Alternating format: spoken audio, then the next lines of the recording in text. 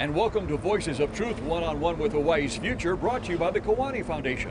I'm Ahu Keikahu Cardwell, and here we are today on the island of Hawaii. We're in Hilo, and we have a fascinating guest on the show, so come on over here with me and let's meet him. Neil. Aloha. Aloha. How are you? Very well, thank you. Dr. Neil Scott. Did I say your name right? Yes, correct. Neil, we wanted to have you on the show today because you do something unique and very special at the Makery, don't you? Yes, I do. Tell us what that is. Makery is a place where I'm working to train young folks and disabled folks, 21st century manufacturing. Wow. So it's young people. Predominantly, but it's basically anyone who wants to make the effort to learn. Right, but a lot of them are disabled people, And right? disabled folks. And physically disabled, mentally disabled, what? Everything.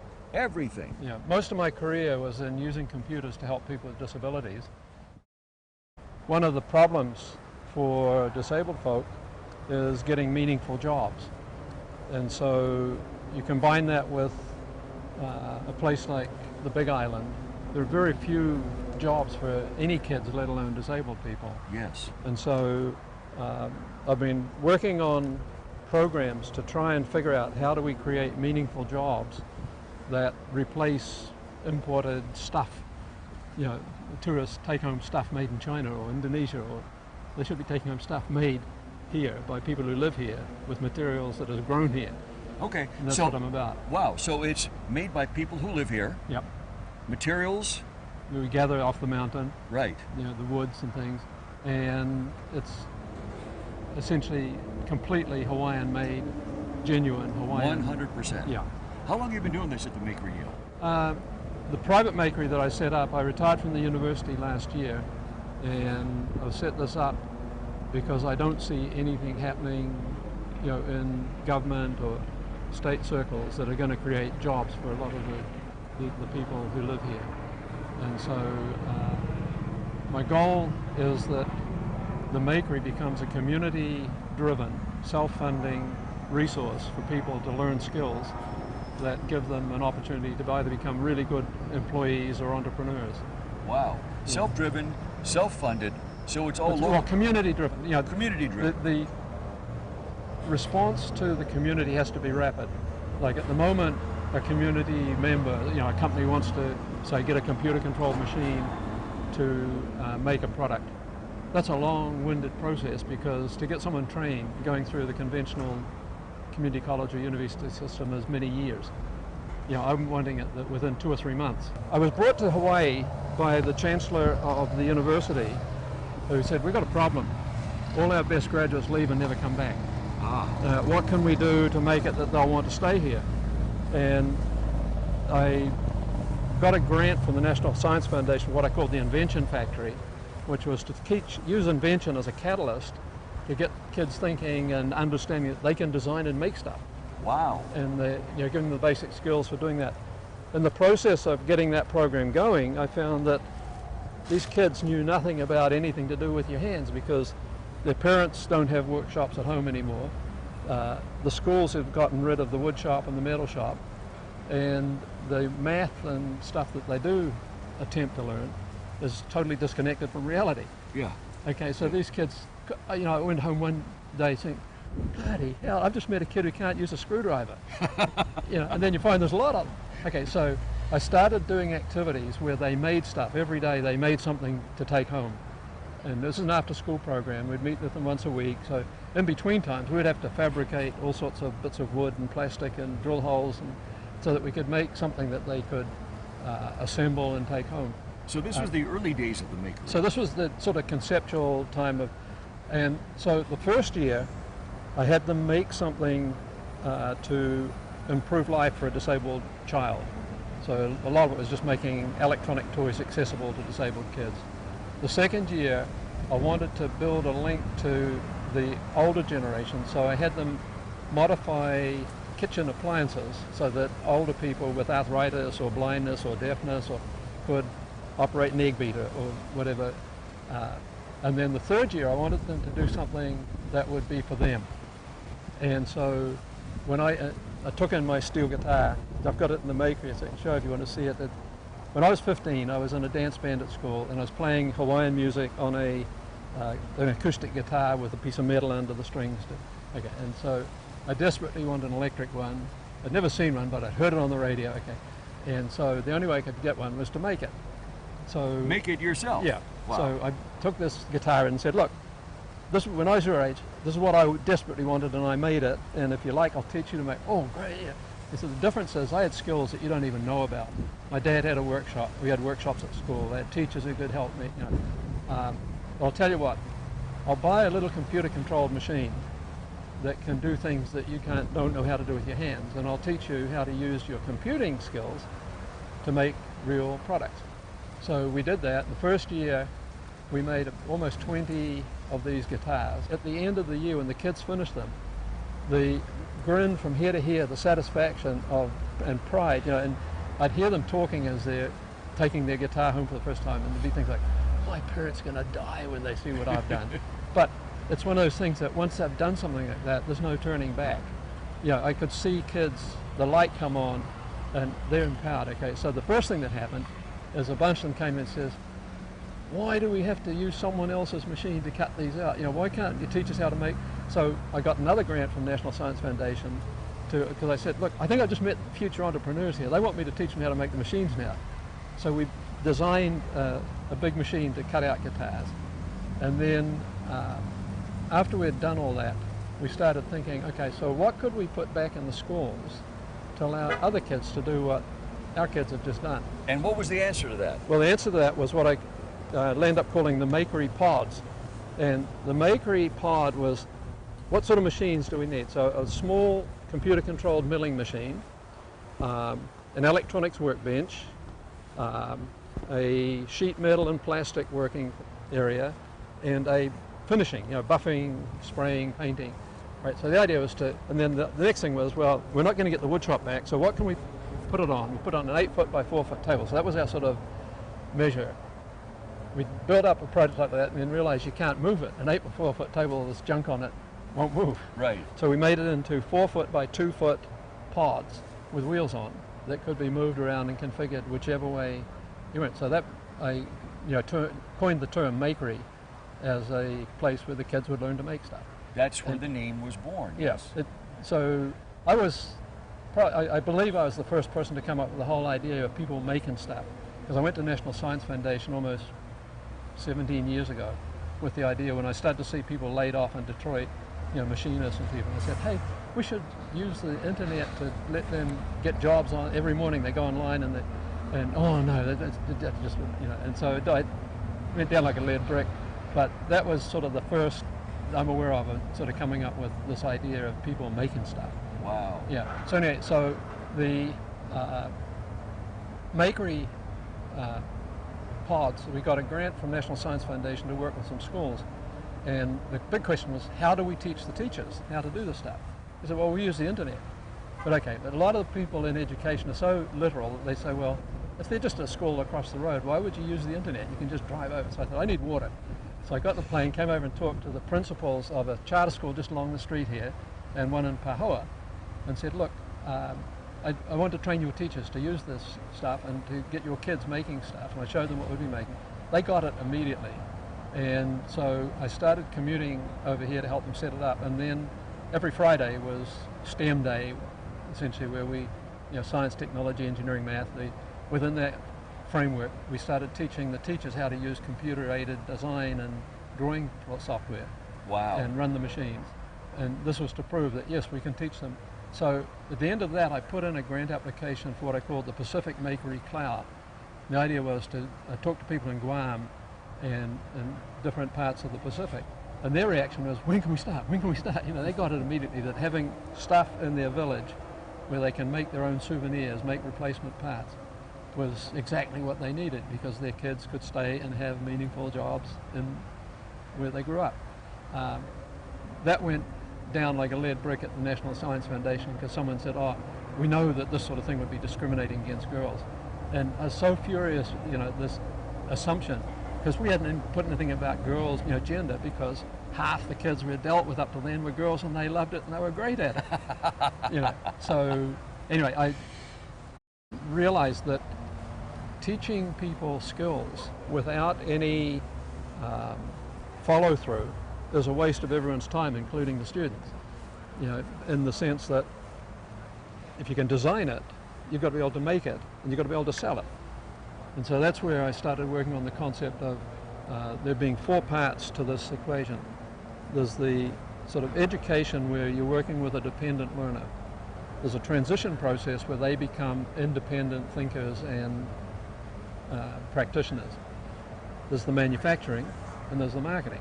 Good. All right. So, Neil, let me just stop you and ask you this question. So you've changed a lot of people's lives, yes? Oh, yeah. Yeah. And now, today, people, kids, people who come into the Makery are taught to make beautiful works of art, beautiful pieces, yeah? Yeah.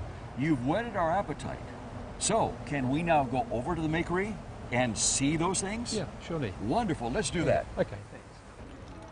This is the Makery, huh? Well, part of it. Part of it, okay. Yeah. So there's a lot to see, huh? Yeah. This is the design and fabrication of, you'd say, lightweight fabrication. So Wow, look at this over here. this machine here is an industrial laser Industrial that we laser. can laser cutter, Wow. and we can cut and engrave objects up to 8 foot by 4 foot.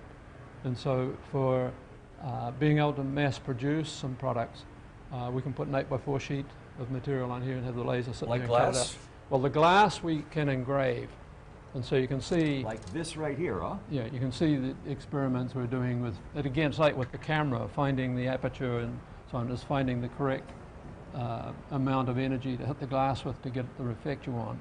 Wow. So we can do line drawings. We can do. You can also do wood, yes? Yeah, so wood we can Look at cut that. and engrave. Up on the window, you can see some of the Yes. examples of.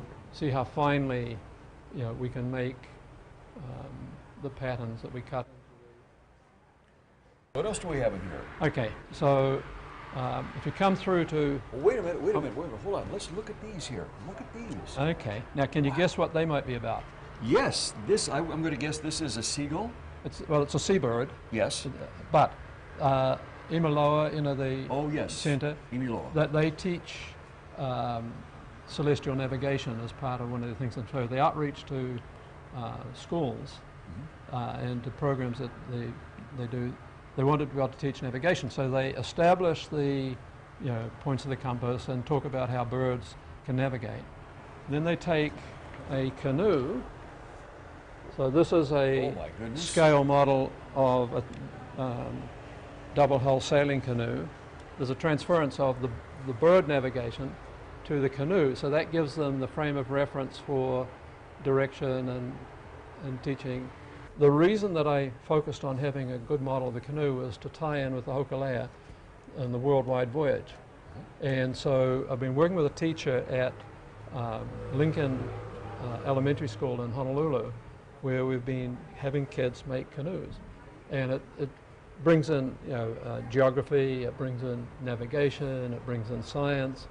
Yeah, there's all these other topics that Hawaiian studies, they all come together through having them build. So we've had this last year, we had 200 students at Lincoln and at Punahou make canoes.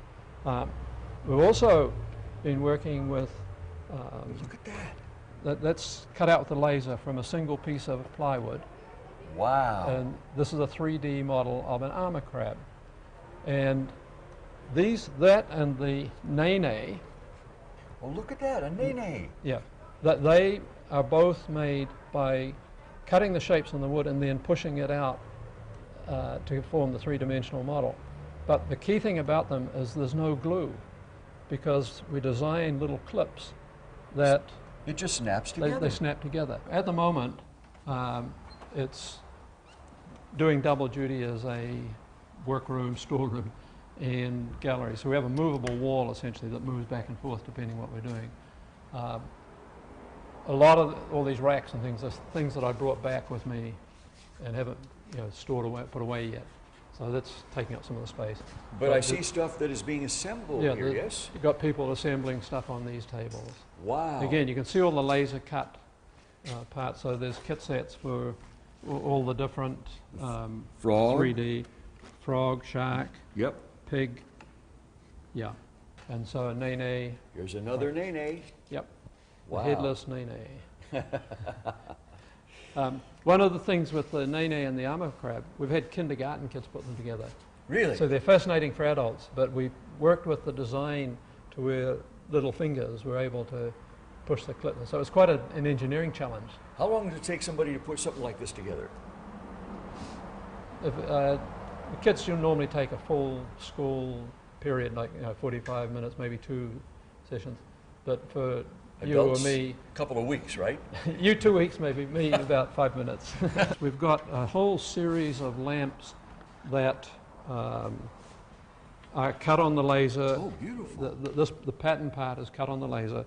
We can cut quite complicated patterns, and the reason for that pattern is that we had to come up with a way of putting them together. So we designed this so that it can go flat. But then, how do you assemble it when you get to where you're going? So it pops into the holes there, and then there's a little plywood piece that was cut out with the laser that pushes forward And locks it and in. locks it all together. Wow. Okay, so there's a lot of ingenious engineering can be put in and made, just with the tools that we have. Wow. And so what I'm working on now, in fact, I just got the parts for it, is flat panel LED lights. So instead of using a bulb, which is difficult to pack flat, it's just a flat metal plate with the LEDs on it. Wow. And so we'll be able to have the whole thing as just the top and the bottom and the folding shade. Look at these beautiful patterns over here. Yeah, so pineapples, dolphins, So honu. it starts like this, Yeah. And then it just folds up and then it goes to with the this paper. with the paper behind it, Yeah. And then, and it ends up like this. That's beautiful. the idea behind it was to use these hinges so that we can have them all assembled and people just pop them together as they need. So the steps you went through, flat, paper, and then a piece of wood locking them together. Wow. Yeah, and so we're working on having a full range of Hawaiian symbols available, both plant, you look at this one, there's a lot of different plant that are related with Hawaii there, and yeah. Look at that. Beautiful. Now you got the gallery over here, yes? Yeah, so this is Oh, a different wow. lamp. Oh, And look at that. So this is cut out with a laser and then again goes together with little clips. And the light bulb is inside. And the light bulbs inside. Wow, look at that. So if I run across here, I'll turn on one of these. This is something where we take a very small amount of material and make something fairly unique from it. And the thing that's developing from that is this one here,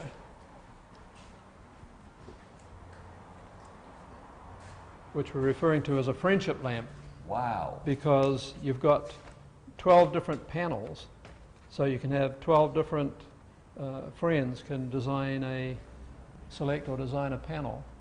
So it starts out like this, and then you select your panels. And then you have whatever panel they want to be in it. Okay, so this was actually a graduation lamp that we did for the last group of students that we graduated. It says congratulations. Yeah, and then I just got so anyway, you can see, and each of the students made a unique panel to go on it. And so I'm looking to promote things like this as, a friendship lamp you can order online with whatever, select a panel. This is a pineapple napkin holder. Now, one of the problems for tourists is how do you get something like this home? And so we can actually, this is designed so that it packs flat. So that's convenient to put in an envelope to mail somewhere or to put in your suitcase without it breaking. Over here you have for sale these packages Right. that people can buy Right. and take them home Yep. with the instructions Yep. to put together an animal. Yeah. And so, and normally this is packed right out to the ends, but So they end up with a pu'a or pig. yeah. And this one, and here is the pig in all the different parts. Yeah.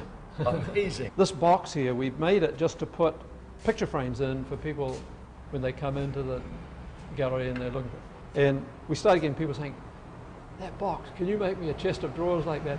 And so this was koa, water damage koa, where we didn't try to take the damage out. We just made a box and painted, and varnished it. And so if you come and have a look here, this is the same wood where we took a bit more care on selecting and cutting out the water damage, but this is wood that was lying on the ground. That nobody wanted. That no one wanted. And so this table is worth about $2,000. I want people, as we bring new groups on, to go through the same voyage of discovery, right?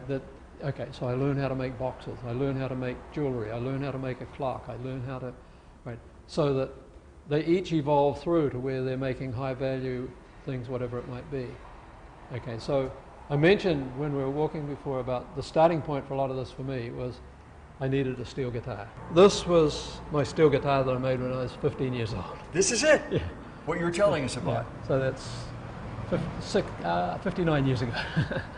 Okay, and it's been around the world several times.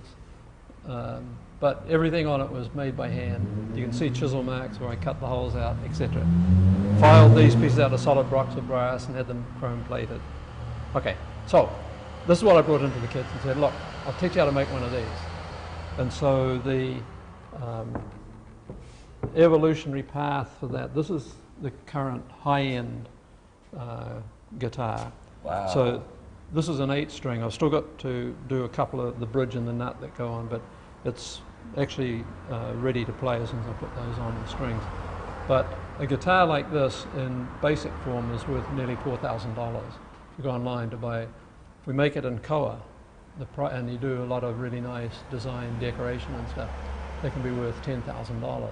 $10,000. Yes. Amazing. Yeah, so my strategy for paying for the Makery was to make the urns and caskets, for the funeral trade, and also musical instruments, because I've had folks from some of the top players in Japan playing on the original one of these, and they just absolutely loved it. And the problem I had was that because I'd made them on university machines, at that point I wasn't allowed to sell anything. So now we're getting ready to start manufacturing them. And, yeah. Wow. And so the evolution went in two directions. One was for a student guitar. So this is cut out of a single block of wood, and this is one where someone screwed up and put some extra features.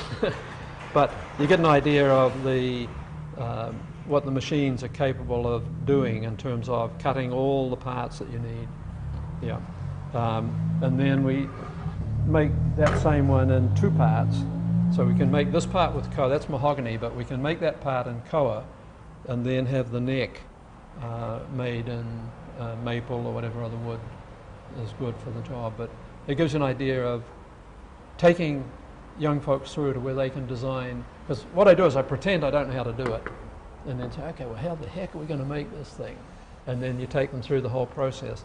This is absolutely beautiful. Yeah, no, so, but that's what, with the machines, unless you actually you screw up, you get a perfect thing. And so if you go to some of the big music shows now, you'll see 10,000 perfect guitars. They're all made on CNC machines. Wow. And so the creativity then comes into it. What do you do that makes your one better or different? Yeah, it's good. Yeah, and so that's where teaching them the skills to go beyond just sort of the equivalent of rote learning of here's the instructions for making a guitar. So Neil, this really is a voyage of discovery for everybody who comes in here, isn't it? That's the whole point of it, is everything builds on to what you've learned. And you never try to teach something if they haven't got the prerequisites. Okay, so for the people that come through here that learn this and then this and then this and then this and then this, does there come a point in time where they leave here and go out on their own and make things like this? Well, that's where we're heading, okay. But the problem for young folks is they don't have the resources to buy $50,000 machines, or the big laser's $120,000 machine. Okay, so the reason that I'm working to make the place self-funding is so that we can have a period of time when they get to use the machines to get established. And I see my job as being finished when they come in and say, look, you're charging me too much to use those machines now, and I'm going to the bank and getting my own. I'd say, good, get out of here.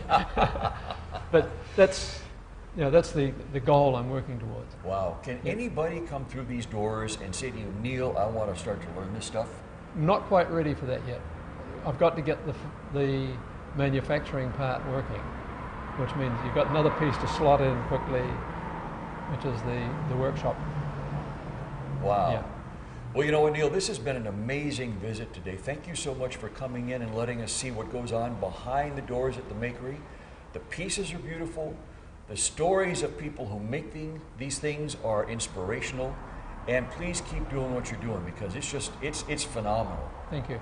It's phenomenal. Yeah. And thank you to our viewers for joining us here at the Makery on Voices of Truth. Remember, you can watch Voices of Truth 24/7 on voicesoftruth.tv.com, and you can like Voices of Truth One-on-One with Hawaii's Future on Facebook.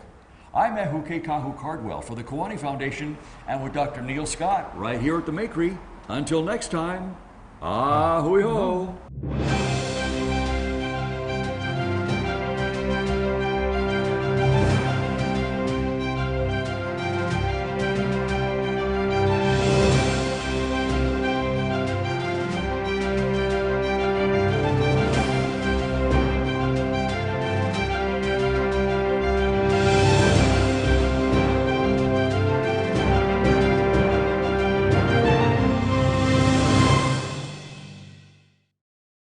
Mahalo for watching Voices of Truth One-on-One with Hawaii's Future. Watch us on the web 24/7 at voicesoftruth.tv.com. You'll find all our shows, including this one, in case you want to see it again or share it with family and friends. Also view our weekly video commentaries at freehawaiitv.com. And check out our blog, published daily, at freehawaii.info. It's all part of the Free Hawaii Broadcasting Network.